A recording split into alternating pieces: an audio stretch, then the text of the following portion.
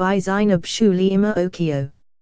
Oh, I do understand now. We need the money to mobilize for a street party à la carnival, for merriment and a no-amber party, and even to celebrate Nigeria's liberation from the grip of insurgency, and to the lesser evil of kidnapping. Yes, we need the money to rejoice over a symbolic gesture of the release of some of the Chibok girls, and for the impending success of sending PDP to permanent political oblivion in 2019.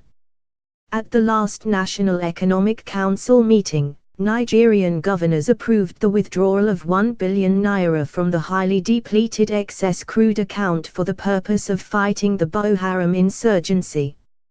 Having been told in the last 1 year that Boko Haram has been degraded or defeated, it is rather preposterous that we now have to still spend this much on tackling the menace, making people to question the motives behind the latest withdrawal. The legality or otherwise of the withdrawal may not be tenable, because under the infallible President Buhari, the federal government is so sacrosanct, it can do no wrong.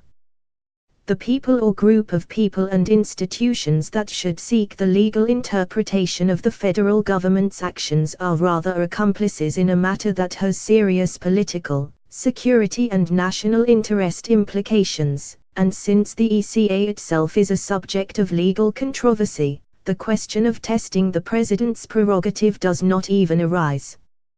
Yet, I do agree that in tackling terrorism and insecurity generally, all the fine details cannot be subjected to a public scrutiny, but the governor of Edo State, Godwin Obaseki, who revealed that the money was for the procurement of logistics, equipment and intelligence, should have indulged us with further explanation of logistics and intelligence, in a supposed change era and when civil societies are scrutinizing defense budgets all over the world. Nigerians deserve to be told, as a matter of right, how the money will be spent.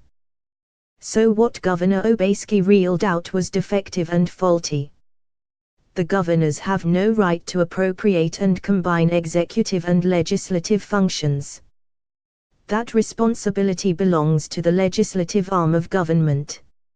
Notwithstanding the fact that the lawmakers do not discharge their responsibility creditably, the National Assembly is still the only institution representing the people which is closest to them, and if the executive does not deem it fit to make recourse to the body, then the government is not only undermining our democratic ethos but also asphyxiating the institution that is the bastion of our democracy.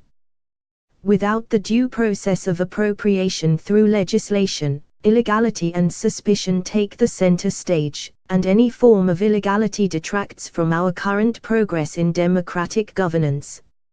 And the politics of it all is even more interesting.